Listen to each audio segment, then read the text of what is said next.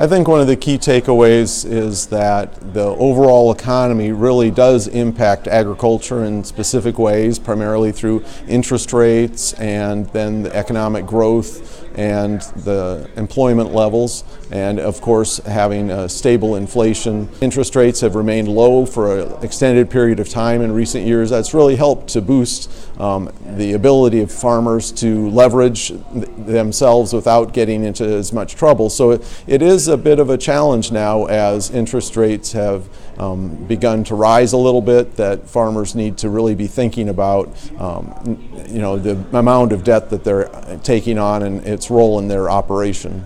You think back to the 1980s, it became a real burden for agriculture when interest rates were high, and that really helped to trigger the crisis that occurred during that time. So right now we don't see that kind of a scenario, and it certainly is, we're a long ways away from having those kinds of interest rates. So certainly right now it seems like farmers can manage through this in a healthier way. I think from a farmer's perspective, especially now, this year, this is a crucial time for U.S. agriculture.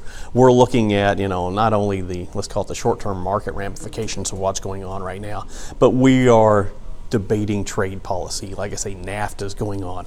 We're seeing the beginnings of the Farm Bill debate really starting to take shape. And so you're looking at agricultural policy at a crucial time period right now. And this is where farmers need to get activated, understand the political process and what's going on here, because it's going to shape not only government policy, but arguably our farm markets for the next 5 to 10 years, the policies that are being started to be discussed today. When you think about the vast majority of commodities that we produce across the country, we produce more than we need. We export tremendous amounts. For example, for Iowa, roughly 15% of the corn we produce gets exported, 50% of the soybeans, 10 to 15% of the beef, roughly 20 to 25% of the pork.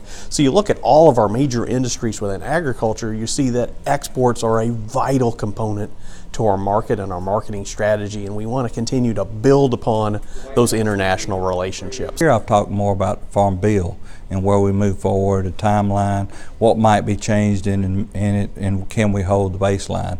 And of course I tell them that, the first focus is that we all know that crop insurance is the cornerstone of our Farm Bill and the best risk management tool that we have available to us. And we want to make sure that that the Congress keeps the funding at the right level, that risk management tool stays available for us. It's all about engagement. If we don't keep farmers and ranchers and our membership engaged in this process, we'll miss a great opportunity. It's always an honor to be an MC at the Economic Summit. This is one of the greatest events, I think, that happens in Iowa every year, and I'd love to see more people take advantage of it because it's a heck of a value. So what I learned today is that the farm economy is doing better than a lot of us think. We're always, or at least I should speak for myself, I'm under the impression that we're just a half a step away from crisis. We heard from Jim Canute today from Farm Credit Services. The bulk of the ag economy, while not thriving, it isn't suffering tremendously. We have adjusted to this downturn in agriculture. Now, we did hear from some other presenters. We heard from Charlie Happel from Iowa Farm Bureau early in the program, and Charlie mentioned that we have seen incredible growth in the equity markets. We've seen incredible growth amongst some asset prices, and it looks like we might be ready to take a step back.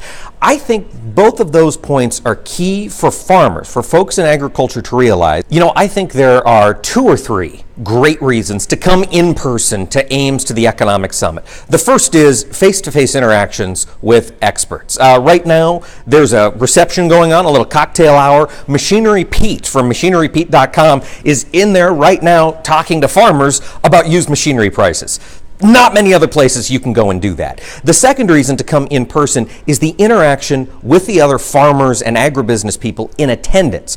The folks that choose to come to an event like this, and I hope you're one of them next year, these are people that have unique ideas, creative ideas when it comes to improving your farm.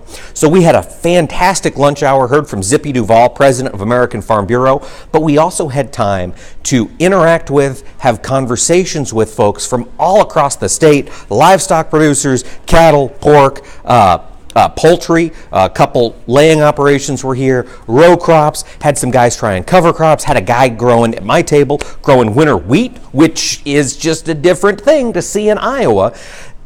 And you don't get that watching videos at home. I watch a lot of internet videos. I'm a big believer in distance learning.